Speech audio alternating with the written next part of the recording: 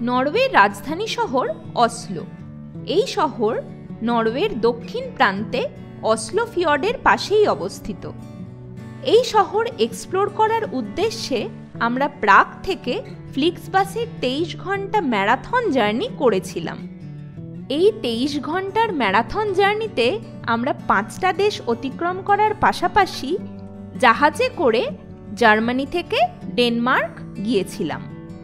কোনোদিন স্বপ্নেও ভাবিনি, যা ভূগোল বইতে আমরা দেখে এসেছি বাল্টিক সি, বাল্টিক সাগর, সেটা আমরা ম্যাপ পয়েন্টিং করেছি ইউরোপের ম্যাপে। আমি বাচ্চাদেরকে পড়িয়েছি, ম্যাপ পয়েন্টিং করিয়েছি, আর সেটা এখন আমার সামনে। অসাধারণ, মানে কি যে এক্সপিরিয়েন্স হচ্ছে বলে বোঝানো যাবে না। আপনারা যদি আগের পর্ব মিস করে গিয়ে থাকেন তা অবশ্যই দেখে নেবেন।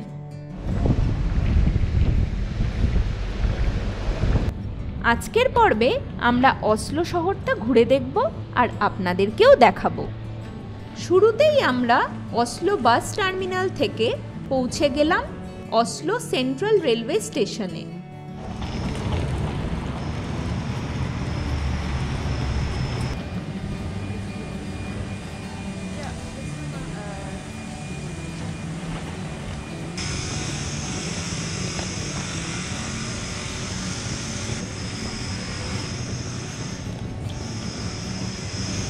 লাগেজ লকার সামনে আছে। তো নমস্কার সবাইকে, আমাদের আরেকটি পর্বে আপনাদেরকে স্বাগত জানাই। এখন আমরা চলে এসেছি অসলো সেন্ট্রাল রেলওয়ে স্টেশনে। আমাদের যাত্রা এখান থেকেই শুরু হবে। না, আমরা ট্রেন ধরবো না, কিন্তু আমরা অসলো শহরটা ঘুরে দেখব। এখানে আমরা এসেছি কেননা আমরা এখানে ব্যাগ রাখবো। আমাদের এয়ারবিএনবি চেক ইন দুপুর 2টোর সময়। আমাদের কাছে একটা বড় ব্যাগ আছে আর কিছু কিছু ছোট ব্যাগ আছে, তো সমস্ত কিছু নিয়ে তো ঘোরা যাবে না। তো সেই জন্য আমরা এখন ব্যাগটা রাখবো আর তারপরে অসলো শহরটা এক্সপ্লোর করব।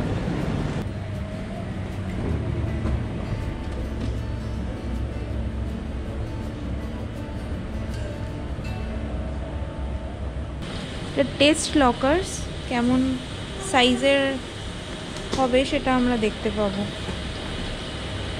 মিডিয়াম সাইজই লাগবে আমাদের মনে হয়। হ্যাঁ হ্যাঁ, ঠিক আছে।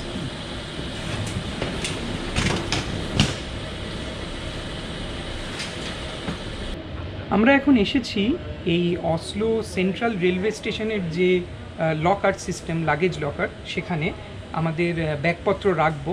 কেননা আমাদের এয়ারবিএনবি চেক ইন কিন্তু পরে, এখন নয়, কেননা এখন সকাল 7:30 মতো বাজে। তো সেই জন্য আমরা এখানে এলাম, এসে দেখলাম যে বিভিন্ন টেস্ট সাইজগুলো আছে, স্মল, মিডিয়াম, লার্জ। আপনাদেরকে তো দেখালাম যে আমরা আমাদের লাগেজ রেখে দেখলাম যে কোনটা অ্যাপ্লিকেবল। আমাদের জন্য মিডিয়ামটা হচ্ছে অ্যাপ্লিকেবল। তো প্রাইস হচ্ছে per hour 39 kroner NOK, price are in NOK.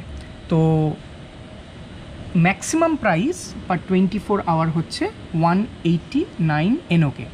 তো যখন এই প্রাইসটা পার আওয়ারের বেসিসে প্রাইসটা 24 ঘন্টা মানে অনেকক্ষণের জন্য হয়ে যাবে, এবং 189 যদি বেশিও হয়ে যায়, মানে 39 ইন্টু সামথিং আওয়ার, ধরুন 7 ঘন্টা, 189 যদি বেশিও হয়ে যায়, তবু আমাদের ম্যাক্সিমাম 189 এনওকেই পে করতে হবে। তো এনওকের সঙ্গে ইন্ডিয়ান কারেন্সির যে রিলেশন সেটা আমরা দিয়ে দিলাম, কত হয় 1 এনওকে ইকুয়াল টু কত আইএনআর। এখন আমরা এখানে ইংরাজিটা সিলেক্ট করলাম। প্রথম আমাদের করতে হবে রেন্ট লকার। এইটা হচ্ছে মিডিয়াম সাইজ। ওকে, তো এখন আমাদের পে করতে হবে 39 এনওকে, মানে প্রথম ঘন্টার জন্য। যখন আমরা এই লাগেজটা এন্টিং করব, লাগেজ নেব, তখন রিমেইনিং অ্যামাউন্টটা পে করতে হবে। আমরা পেমেন্ট অপশন গেলাম, payment card, There is a change of track for the Fly 2 service from Oslo Airport to 7:59. This train will arrive on track 3. We repeat, Payment the Fly okay. 2 service from Oslo Airport will arrive on track 3. Access to this track is from a different platform. 302 নম্বর। 302 নম্বর। তো এটা randomly select করে দেয় 302 নম্বর, এইটা আমাদের locker. Luggage ফুল করা হয়ে গেছে। হ্যাঁ, এখনো একটুখানি জায়গা আছে, কিন্তু আমাদের লাগেজ মোটামুটি সমস্ত কিছু চলে গেছে। এবার এটাকে লক করার জন্য ঢুকিয়ে লক হয়ে গেছে। ঠিক আছে, ডান ডান।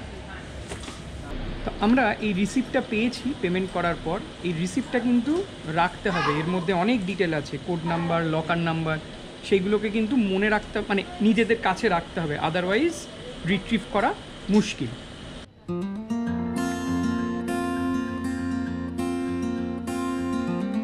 স্টেশন চত্বরের মধ্যেই কিন্তু ট্যুরিস্ট ইনফরমেশন সেন্টার আছে। এটা এখন বন্ধ আছে, 8:30টায় খুলবে, এখন 8টা বাজে। তো আমরা একটু ঘুরে তারপরে আবার আসবো।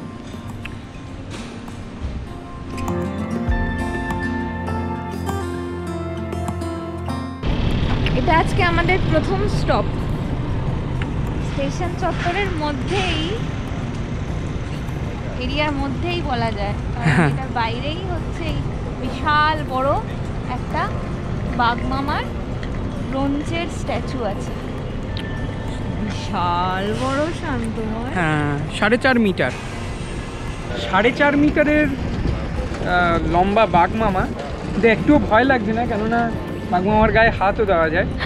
যাই হোক, এই যে ব্রোঞ্জের স্ট্যাচুটা, এটা কিন্তু ডোনেট করা হয়েছিল এখানে 2000 সালে। এই অসলো শহরের 1000 বছরের পূর্তিতে এটা ডোনেট করা হয়েছিল। আর এখানে লেখা আছে এলেনা এঙ্গেলসন এটা বানিয়েছিলেন। আর অসলো শহরকে কিন্তু টাইগার সিটিও বলা হয়। তো এই বাঘ বা টাইগার, এটার সঙ্গে অসলোর লোকজনরা কিন্তু খুবই পরিচিত। তো এটা এমন কিছু নতুন নয় এই শহরের জন্য। এটা হচ্ছে সেন্ট্রাল মেন রেলওয়ে স্টেশন। এটা ঠিক বাইরেই কিন্তু এই বিশাল বড় টাইগারের ব্রোঞ্জের স্ট্যাচুটা কিন্তু আছে।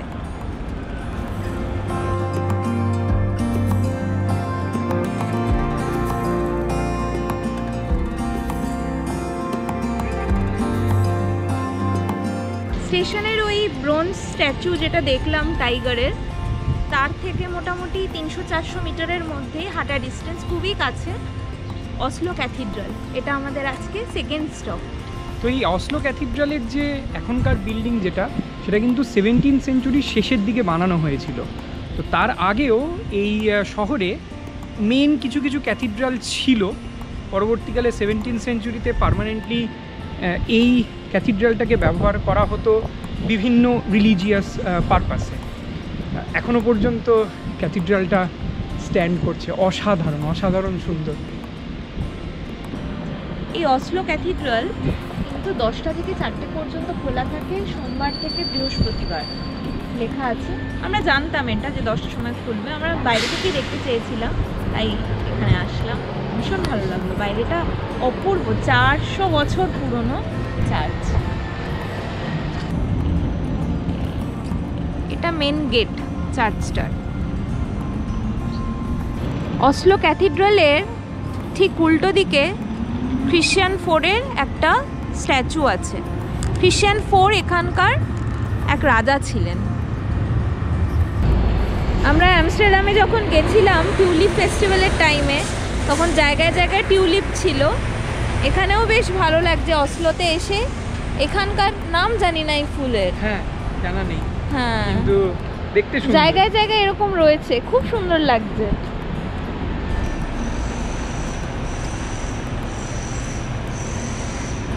ওখানে একটা ফুলের আছে, এখানে খুব সুন্দর সাজানো, তাই না? এইটা হচ্ছে রয়্যাল প্যালেসের দিক। এখান থেকে 850 মিটার দেখাচ্ছে গুগলে, নিয়ে যেতে হয়। আমরা কালকে যাব রয়্যাল প্যালেসের গার্ডেনটায়, আর বাইরে থেকেই দেখবো না। রয়্যাল প্যালেস সোজা দেখা যাচ্ছে, আর এই বাদিকের এই বিশাল বড় বিল্ডিংটা কিন্তু নরওয়েজিয়ান পার্লামেন্ট হাউস। আমাদের অস্ট্রিয়ান পার্লামেন্ট হাউসের কথা মনে পড়ছে, তাই তো? অস্ট্রিয়ান পার্লামেন্ট হাউস তো আমরা ভেতরে ঢুকে দেখেছিলাম, হ্যাঁ গাইডেড ট্যুর করেছিলাম, আশা করি মনে আছে আপনাদের। বুদাপেস্ট তে গেছিলাম, ওটাও বাইরে থেকে হাঙ্গেরিয়ান পার্লামেন্ট, খুব ভালো। এটা হচ্ছে এখানকার নরওয়েজিয়ান পার্লামেন্ট। আর এখানেও কিন্তু খুব সুন্দর করে রাস্তাটা সাজানো, দুদিকে গাছ, ছোট ছোট ফুল, প্রচুর ফুল, খুব সুন্দর করে সাজিয়েছে। এটা নরওয়েজিয়ান পার্লামেন্টের সামনের দিকটা। এই পার্লামেন্ট হাউসের উল্টো দিকেই কিন্তু grand hotel. Norwegian parliament building আমাদের থার্ড স্টপ ছিল আজকের দিনের। আর এই পার্লামেন্ট বিল্ডিংটা লোকেটেড একটা খুব ইম্পর্ট্যান্ট রাস্তার উপরে, যার নাম হচ্ছে কার্ল জোহান গেট। এই কার্ল জোহান ছিলেন সুইডেন আর নরওয়ের রাজা, তার নাম অনুসারেই এই রাস্তাটার নাম কার্ল জোহান গেট। এই রাস্তাটা শুরু হচ্ছে ওই দিক থেকে, ওইখান থেকে। আর একটু আগেই সঞ্চারী দেখালো রয়্যাল প্যালেস, এই রয়্যাল প্যালেসে গিয়ে শেষ হচ্ছে। আজকে অসলোর ওয়েদার খুব ভালো, 18 ডিগ্রি সেলসিয়াসের কাছাকাছি, খুব সানি ওয়েদার, খুব ভালো লাগছে তাই জন্য। তো এখন ঘড়িতে বাজে 8:40। ট্যুরিস্ট ইনফরমেশন সেন্টার খুলে গেছে এতক্ষণে, কেননা 8:30টার সময় ওপেন হওয়ার কথা। ওখানে গিয়ে আমরা অসলো কার্ড নেওয়ার ইচ্ছা আছে আমাদের, কেননা এই অসলো কার্ডের মধ্যে অনেক কিছু ট্যুরিস্ট ডেস্টিনেশন যেগুলো হয়, মিউজিয়াম, আরও অনেক কিছু, সেগুলো ইনক্লুডেড থাকে। তার সঙ্গে সিটির যে ট্রান্সপোর্ট সেটাও ইনক্লুড থাকে, সেটা আমাদের নেওয়ার ইচ্ছা। আরও কিছু কোয়ারি আছে, সেই কোয়ারিগুলো আমরা করব। সেই জন্য এখন আবার সেন্ট্রাল স্টেশনের দিকেই যাচ্ছি, ট্যুরিস্ট ইনফরমেশন সেন্টারের দিকে। নরওয়ে, সুইডেন, ডেনমার্ক এগুলোতে কিন্তু ইউরো চলে না, তো আমরা এখানের কারেন্সি এক্সচেঞ্জ করাইনি এখনো পর্যন্ত। দেখলাম রেলওয়ে স্টেশনে অনেকগুলো কারেন্সি এক্সচেঞ্জ করানোর অফিস রয়েছে, কিন্তু রেলওয়ে স্টেশনের যে এক্সচেঞ্জ অফিসগুলো থাকে ওগুলো একদমই ভালো রেট দেবে না, রেলওয়ে স্টেশন বলুন বা এয়ারপোর্ট। তো সবসময় কি করা উচিত, আইদার ডেবিট কার্ড বা ফরেক্স কার্ড বা ক্রেডিট কার্ড ইউজ করা উচিত, তাহলে ডাইরেক্ট এক্সচেঞ্জটা হয়ে যাচ্ছে। আর যদি খুব একান্ত যদি ক্যাশের দরকার হয়, তাহলে সিটির মধ্যে সবসময় এক্সচেঞ্জ করা উচিত, সিটি সেন্টার নয়, সিটি সেন্টারের আশেপাশের জায়গা থেকে, কেননা সেখানে রেট সবসময় ভালো হয়।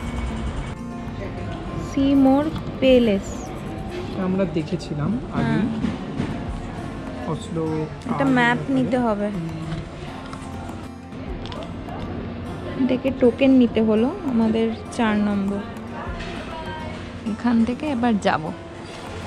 আমরা ট্যুরিস্ট ইনফরমেশন সেন্টার থেকে যা যা কোয়ারি ছিল ওগুলো জিজ্ঞেস করে নিলাম, তার সাথে সাথে অসলো পাস কালেক্ট করে নিলাম 24 ঘন্টার জন্য।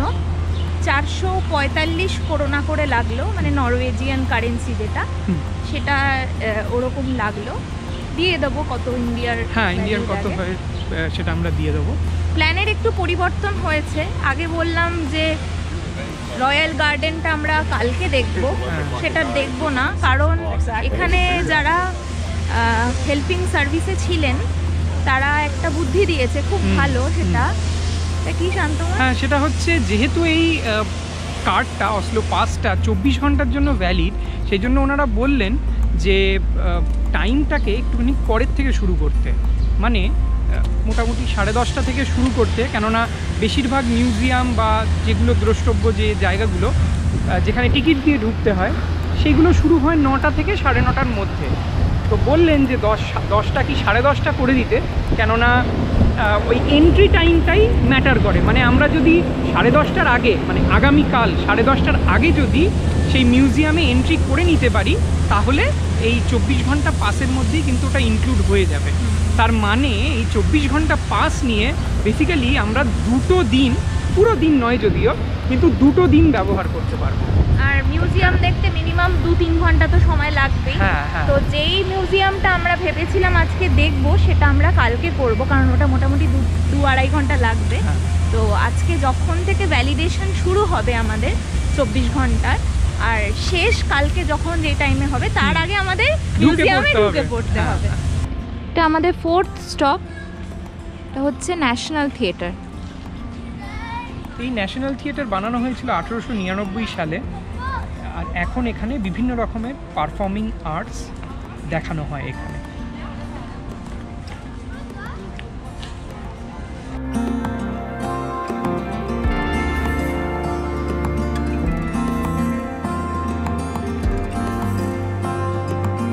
আমরা এখন চলে এসেছি অসলোর রয়্যাল প্যালেসের সামনে। এই রয়্যাল প্যালেস কিন্তু অসলো সিটির one of the main monument বলতে পারেন আপনারা, কেননা এই রয়্যাল প্যালেস এখনকার দিনেরও যে রাজারা এখনও পর্যন্ত যারা আছেন নরওয়েতে, তারা অনেক বিদেশি যারা হেডরা আসেন তাদেরকে এখানে ইনভাইট করেন, এখানে তারা থাকেন। বিদেশি বলতে অন্যান্য নরওয়ে ছাড়া অন্যান্য দেশের যারা আসেন হেড অফ দ্য স্টেট। আর এই দেশের যে সমস্ত প্রতিনিধিরা, রাজনৈতিক প্রতিনিধিরা আছেন, তাদের সঙ্গেও কিন্তু রাজা এখানে দেখা করেন। এই প্যালেসটা বানানো শুরু হয়েছিল 1825 সাল নাগাদ। যে রাস্তা দিয়ে আমরা এলাম, কার্ল জোহান, সেই রাজাই কিন্তু বানিয়েছিলেন। কার্ল জোহান স্ট্রিট যে রাস্তা দিয়ে আমরা এলাম, সেই রাজাই কিন্তু বানানো শুরু করেছিলেন। কিন্তু তার জীবৎকালে কিন্তু এই বিল্ডিংটা, এই প্যালেসটা বানানো শেষ হয়নি। পরবর্তীকালে 1849 সাল নাগাদ এই প্যালেসটা বানানো সম্পূর্ণ হয়। এই রয়্যাল প্যালেস কিন্তু পাবলিকদের জন্য ওপেন থাকে ভিজিট করার জন্য, সেটা 24শে জুন থেকে। আমরা করতে পারবো না কারণ আজকে 22শে জুন, তো 10টার সময় গার্ড চেঞ্জ হচ্ছে। আকাশটা পুরো নীল, মানে অনেকটা দেবিন ক্যাসেল আর কুতনা হোড়ার দিন যেরকম দেখেছিলাম, প্লাস আমরা যেদিনকে প্রাকটেসে গিয়েছিলাম সেদিনকেও যেরকম আকাশটা ছিল সেরকম। ইউরোপে এরকম দিনে ঘুরতে কিন্তু অসাধারণ লাগে সত্যি। টেম্পারেচারটাও খুব ফেভারেবল, আর আকাশে একটুও মেঘ নেই। এই রয়্যাল প্যালেসের ভেতরে কিন্তু গাইডেড ট্যুর হয় প্রতি ঘন্টায় একবার করে। এর জন্য অনলাইনে আলাদা করে টিকিট কাটতে হয়। আমরা এটা বাইরে থেকেই দেখবো প্ল্যানে ছিল আমাদের, ওটাই প্ল্যান করেছিলাম। তো ওই জন্য আমরা গার্ডেনটা একটু সময় কাটালাম, তারপরে একটু বাইরে থেকে এটা দেখলাম, প্লাস গার্ডের ছবি তুললাম। এখন আমরা যাচ্ছি সিটি হল দেখতে।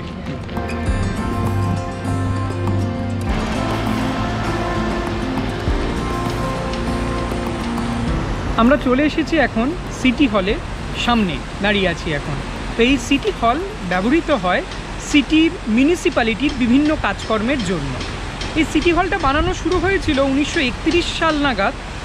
দ্বিতীয় বিশ্বযুদ্ধের সময় কিছু বছরের জন্য এই সিটি হলের যে বানানোর যে প্রক্রিয়াটা সেটা বন্ধ ছিল। তারপর 1950 সাল নাগাদ সম্পূর্ণ হয় এই সিটি হলটা বানানো। আরেকটা কারণের জন্য এই সিটি হলটা খুব ফেমাস, সেটা হচ্ছে প্রত্যেক বছর ডিসেম্বর মাসে যে নোবেল পিস প্রাইজ দেওয়া হয় সেটা কিন্তু এই সিটি হলের ভেতরেই দেওয়া হয়। আর বাকি অন্যান্য বিষয়ে যে নোবেল প্রাইজগুলো দেওয়া হয় সেটা সুইডেনের স্টকহোম শহরে অনুষ্ঠিত হয়।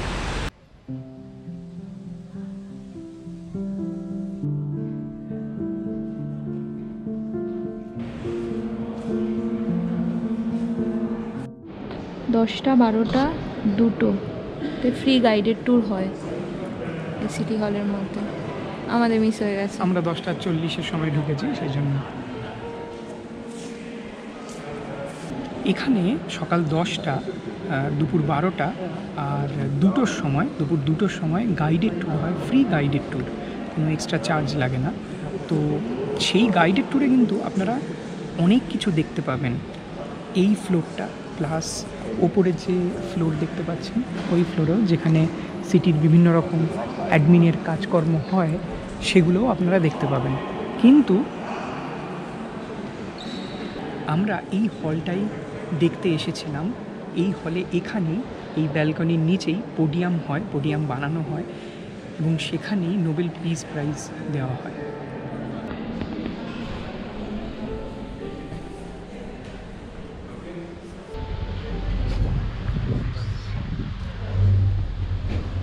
এই সিটি হল 9টা থেকে 4টে খোলা থাকে রোজ দিনই, তবে কিছু বিশেষ কারণে যদি কোনো ইভেন্ট চলে তখন কিন্তু ভিজিটার্সরা দেখতে যেতে পারেন না। আমরা আমাদের ভিয়েনা, ব্রাতিস্লাভা, বুদাপেস্টের প্ল্যানিং ভিডিওতে আপনাদের জানিয়েছিলাম আমরা সাধারণত ম্যাকডোনাল্ডস বা এরকম ফাস্টফুড সেন্টার থেকে খাবার খেয়ে নিই। সেটা যেরকম একদিকে সস্তা হয় এবং অনেকটা সময়ও বেঁচে যায়। এখানে আমরা আমাদের লাঞ্চটা সেরে ফেললাম।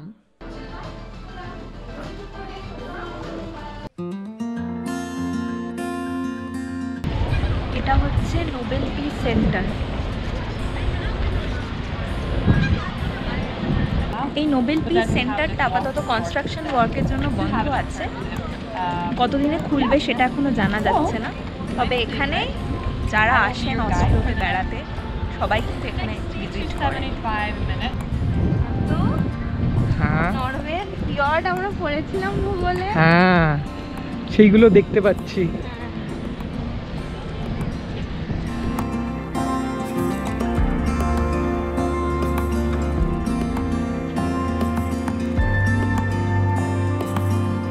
অসলো সিটি পাসের মধ্যে ফেরি সার্ভিস ইনক্লুডেড থাকে, তাই সিটি পাস নিয়ে নিলে আপনারা অনায়াসেই এই ফেরি সার্ভিস ব্যবহার করতে পারবেন।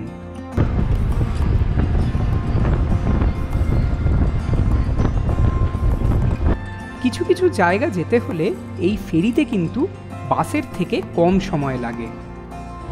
কেমন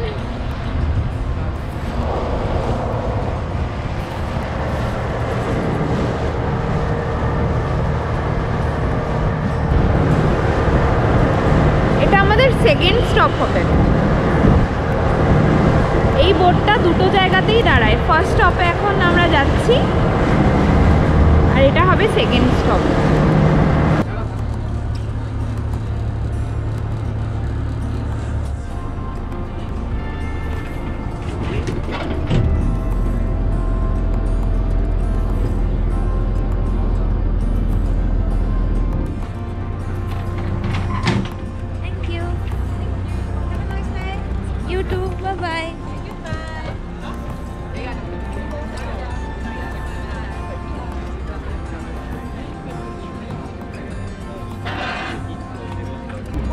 অসলো কার্ডের ব্যবহার এখন থেকে শুরু হলো।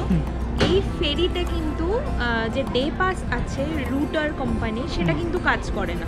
এটার জন্য আলাদা করে টিকিট নিতে হয়। আর কেউ যদি অসলো কার্ড নেয় 24 ঘন্টার হোক কি 48 ঘন্টার, তারা কিন্তু এখানে রাইড করতে পারবে, তাদের জন্য আলাদা করে পয়সা দিতে হবে না। তো আমরা এই ছোট্ট এই ফেরিটা করে পৌঁছে গেলাম আমাদের প্রথম স্টপে, যেখানে ফোক মিউজিয়াম আছে। আমরা ফোক মিউজিয়াম দেখতে এখন চললাম।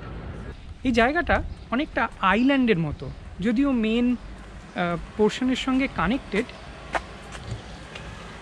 গাড়ি পাস হচ্ছে। হ্যাঁ, তো এই আইল্যান্ডটার নাম হচ্ছে বিগ ডয়, মানে নরওয়েজিয়ানে এরকম উচ্চারণ করে। আমরা জিজ্ঞেস করলাম ভেতরে কি উচ্চারণ হবে আর কি, কেননা সমস্ত জায়গার উচ্চারণগুলো আলাদা হয়, যেরকম লেখা থাকে জেনারেলি সেরকম হয় না। তো একবার আমার মনে আছে প্যারিসে, হ্যাঁ গল্পটা বলি। হ্যাঁ, প্যারিসে একটা স্টেশনে, মেট্রো স্টেশনের নাম ছিল নেশন, মানে NATION। সে নেশন কিছুতেই বোঝাতে পারছি না, কিছুতেই বুঝতে পারছেন না। হ্যাঁ, একজনকে জিজ্ঞেস করেছিলাম। তারপরে কি নাশিও এরকম টাইপের। ফ্রেঞ্চ উচ্চারণও খুবই জটিল। ওখানে একটা ফেমাস স্ট্রিটের নাম শঁজালিজে আমরা গিয়েছি, কিন্তু ওই লেখা দেখলে দাঁত ভেঙে যাবে, মানে উচ্চারণ অন্যরকম আর লেখা অন্যরকম। যারা ডে টিকিট কাটবে তাদের এই স্টপটার নাম হচ্ছে ফোক মিউজিক, তারা এই স্টপে নামবে। মানে বাসে করে যারা আসবে, যারা এই ক্রুজটা নেবে না তার অল্টারনেটিভ অপশন। আর বাস স্টপের উল্টো দিকেই মিউজিয়ামটা। আমাদের কিন্তু অনেকটা হেঁটে আসতে হলো। যারা বাসে করে আসবে তাদের সামনেই। তবে ক্রুজের যা ভিউ, সেরকম আরো কেন করা উচিত। ওটা ইনার ফিয়র্ড এরিয়া। নরওয়েতে এসেছি, ফিয়র্ড দেখবো না তাহলে তো হয় না। যারা ফিয়র্ড আলাদাভাবে ক্রুজ করার সময় নেই অসলোতে, অন্যান্য জায়গায় ট্রমসো থেকে ভালো হয়, অন্যান্য জায়গা আছে, তাদের এই এক্সপিরিয়েন্সটা তো ভালোই। ঠিকই। আর যখন ওটা অসলো পাসের মধ্যে ইনক্লুডেড, কেন করবো না?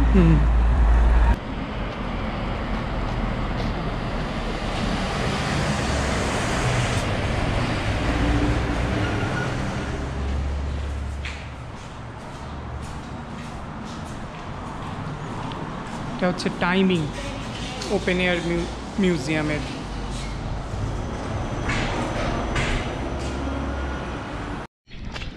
আমরা এখন টিকিট কাউন্টারের দিকে যাচ্ছি, যদিও আমাদের অসলো পাস আছে, কিন্তু এখান থেকে আমাদের কিউআর কোডটা স্ক্যান করাতে হবে। হ্যাঁ,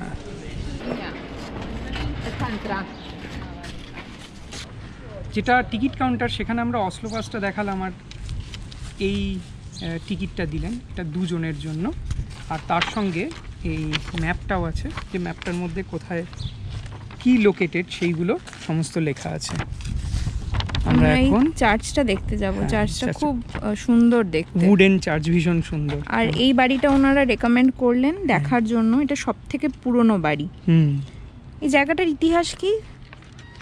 ওপেন এয়ার মিউজিয়ামটা কেন ওপেন এয়ার? মিউজিয়ামটা অ্যাকচুয়ালি বিভিন্ন জায়গার এই যে নামগুলো লেখা আছে, অস্ট্রেডাল, স্টেটসডাল, এই সমস্ত এই জিওগ্রাফিক্যাল এরিয়াগুলো থেকে বাড়ি, মানে যখন নরওয়েজিয়ানরা থাকতেন বহু পুরনো দিনে, সেই সমস্ত বাড়ি তুলে এনে পুরো ইনট্যাক্ট অবস্থায় রাখা হয়েছে। আর এই বাড়িটা ওনারা যেটা বললেন যে সবচেয়ে পুরনো বাড়ি এই সমস্ত এরিয়ার মধ্যে। চলো।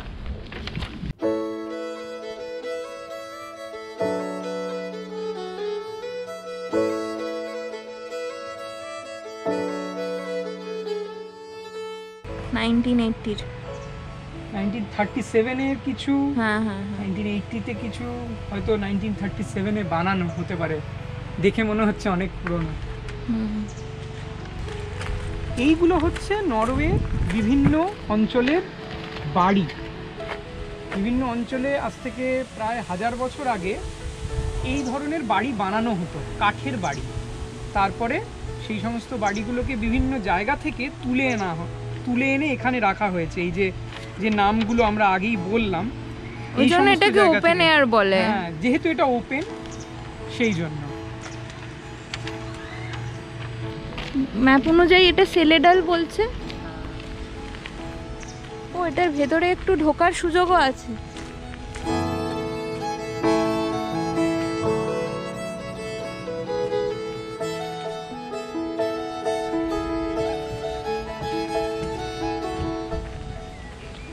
ট্রি হাউস এগুলো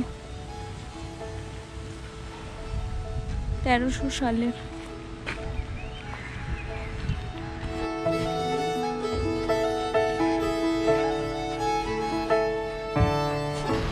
মাটি থেকে অনেকটা ওপরে বাড়ি, দেখেছিস? যেখানে জল জমে সেখানে সাধারণত এরকম হয়।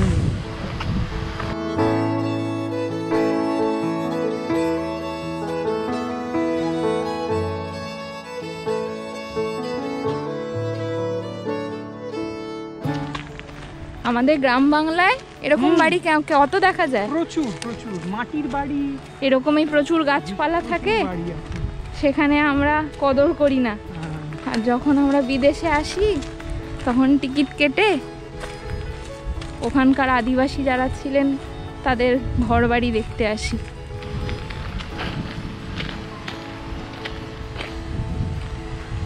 এদের ডাকতে না করেছে।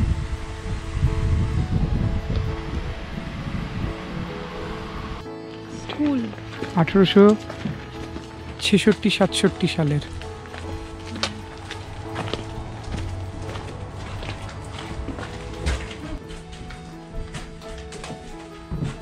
টিচারদের থাকার জন্য ক্লাস, স্লেট, আর ওখানে টিচারের পড়ানোর জায়গা। বাহ, ব্ল্যাকবোর্ড। আর এখন অনলাইন। অসাধারণ লাগলো আমার এটা, সবচেয়ে ভালো। হ্যাঁ, আরো ভালো লাগার কথা, কারণ এটা তো তোর জন্য খুবই পরিচিত না, স্কুল। হ্যাঁ, এটা ওপেন এয়ার থিয়েটার। এখানে কিন্তু এখনও প্রোগ্রাম হয়, যেমন কিছুদিন পরেই একটা ফেস্টিভ্যাল আছে, এখানে এক্সিবিশনে দিয়েছে লিস্টে। স্কুলটা কিন্তু বেস্ট। এই যে স্টেভ চার্চ, স্টেভ মানে হচ্ছে উড, হ্যাঁ কাঠের তৈরি।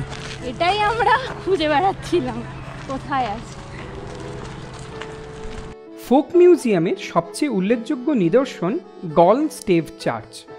এই মিউজিয়ামে এলে এই চার্চটি দেখতে কিন্তু একদমই ভুলবেন না। হ্যাঁ, এই চার্চটির নির্মাণ কার্য হয়েছিল একাদশ শতাব্দীতে। অরিজিনাল মিউরাল পেইন্টিং এবং মিডিয়েভাল আর্টিফ্যাক্ট এখনও আপনারা চার্চের ভিতরেই দেখতে পাবেন।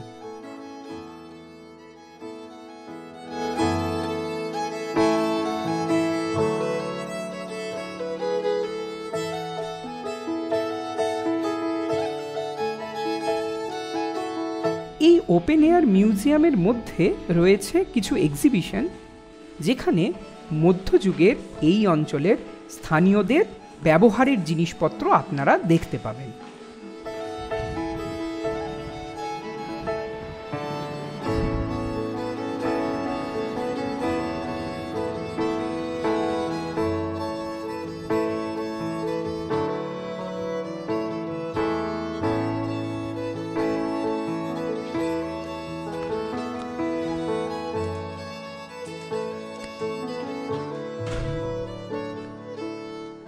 আমরা নর্থস ফোক মিউজিয়াম দেখে বেরোলাম, কি দুটো এক্সিবিশনও ছিল, দুটো এক্সিবিশনও আমরা দেখলাম, বেশ ভালো লাগলো সব মিলিয়ে। মঞ্জরি, কোনটা সবচেয়ে ভালো লাগলো? আমার তো চার্চটা সবচেয়ে ভালো লাগলো। আমার স্কুলটা।